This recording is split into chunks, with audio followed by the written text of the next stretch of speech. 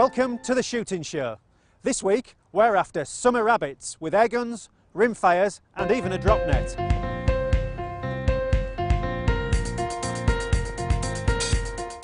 We are in Somerset and we're not giving Coney a chance this evening. We've got dogs, an airgun wielded by Airgun Shooter's Nigel Allen, a rimfire in the hands of pest controller Mark Jefferson, and the ultimate in fast action rabbiting, a drop net.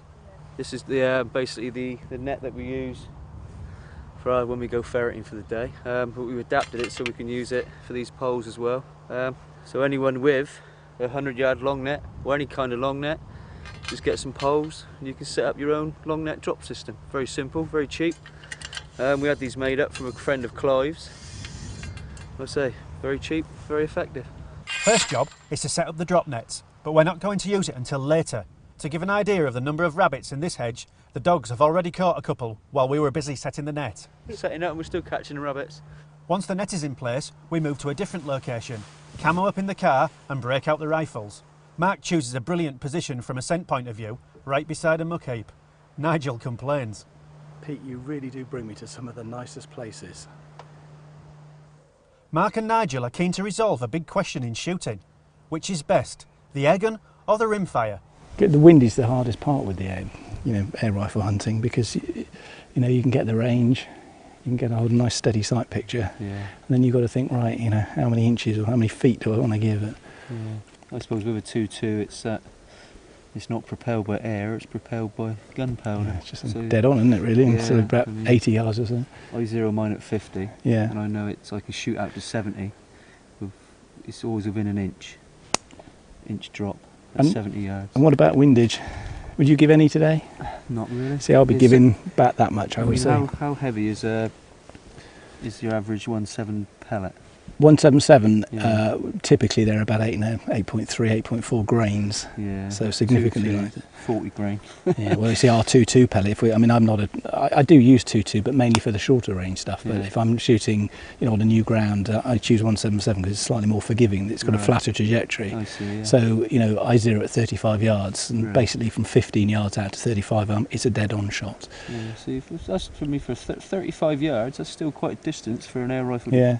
Oh yeah. I mean, the gun I've got though today, it's such a beautiful weapon that, in terms of taking rabbits, I offer bipod on a still summer's evening. If the ground, if they've munched the ground nice and short, I'll take them out to 50, 55 yards. Well, that's quite impressive, Yeah. An air rifle like yours, what sort of price range do they start from? You split the guns into two categories. The first category is a spring and piston gun, and you can buy those typically from under £100 for sporting use, probably £120 upwards to say £400–500. And then over £500, you're in the pre-charged pneumatic territory, and then you go from 500 to £2,000. If you want a real top of the range gun, and then you still have to add a scope, and of course you'd add your charging gear. But once you've got your diving tank, effectively you can then buy any other pre-charged pneumatic and run it off that tank, and you get a few hundred shots for every charge, or 100 minimum, say, for most guns,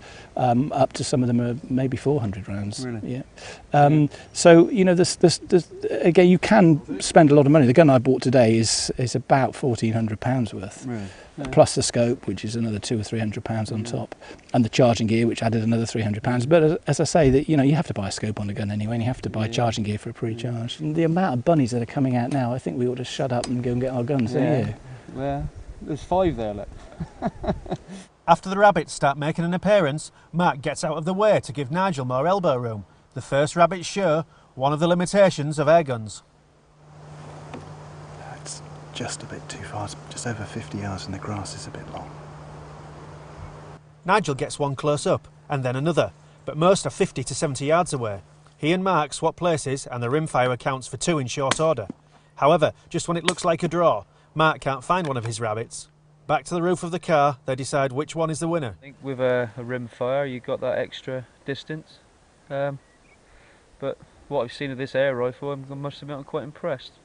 Not impressed enough to go out and spend 1,400 quid on one, but very good indeed, You don't have to spend 1,400 quid on them, but, But I think I will stick with my rimfire, definitely. And I'll stick with my air rifle. Now it's back to the drop net.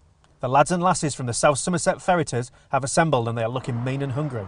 If you are a rabbit, this is no place to be. The kill order is given and the string is pulled. Like a guillotine, the net drops down and the race is on. The ferreters break into a sprint and race for the nets.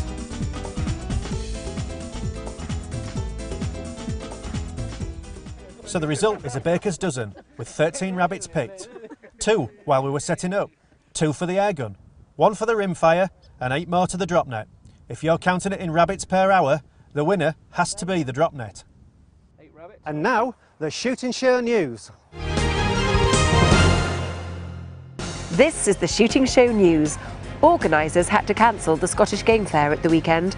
The heavy rain meant car parks and walkways became mud baths. Safety implications, both on site and on the public roads, meant the Game and Wildlife Conservation Trust had to reluctantly close the gates to Scone Palace on Saturday and Sunday. Pete was there and spoke to the organisers and the standholders. The rain came yesterday lunchtime. That's Friday lunch was just 1 yard too far. It was a bullet, if you like, that we just could not dodge. You know, there's been badminton washed out. There's a lot of country shows washed out this year, and you know, they just won't take any money. You know, you wonder in these times, as hard things being as hard as they are, Yes. how they will, you know, how they survive. A Freedom of Information request has given details of meetings of the Buzzard Stakeholder Group. It was working with DEFRA towards the study into non-lethal control of buzzards. It's revealed the RSPB, who later vociferously campaigned against the research, were actively involved in the meetings, and their objections to including lethal control methods in the study has already been heard and adopted by the group. For the full story, see the summer issue of Modern Gamekeeping, out next Wednesday. Staying with buzzards, and bird lovers at a Scotland activity centre got a shock when they saw a buzzard as they'd never seen it before, eating an osprey chick. The Lochter Activity Centre in Aberdeenshire lost one of 2 4-week-old ospreys to predation. Camera footage proves it was a buzzard that took the chick, and staff now fear for the safety of its sibling. Alex Hogg, chairman of the Scottish Gamekeepers Association, said the attack unfortunately came as no surprise, and many endangered bird species were under threat from the buzzard population. George Digweed added another European FitAsk title to his collection last weekend, scoring 195. George now has a remarkable 16 European titles to his name. There's a full report in the next issue of Clay Shooting magazine, out on the 26th of July. The judicial review into the planned badger cull trials has reserved its judgment, which means a decision is not expected for several weeks. The cull was meant to start in Somerset and Gloucestershire, but the Badger Trust challenged the legality of the cull at the High Court in London. At the hearing, DEFRA lawyers said the cull was a proportionate response to the incident of bovine tuberculosis, which had been rising steadily for 25 years. Shooters have flocked to defend their sport online after a Labour MP launched a political attack on shooting. Chris Williamson, the MP for Derby North, made a blog post saying it beggars belief that private gun ownership is allowed in the UK, and said he was sickened by sporting shooting. Shooting Sports Trust spokesman Mike Yardley was among the first to respond, describing Williams' post as prejudiced, misleading and unpleasant.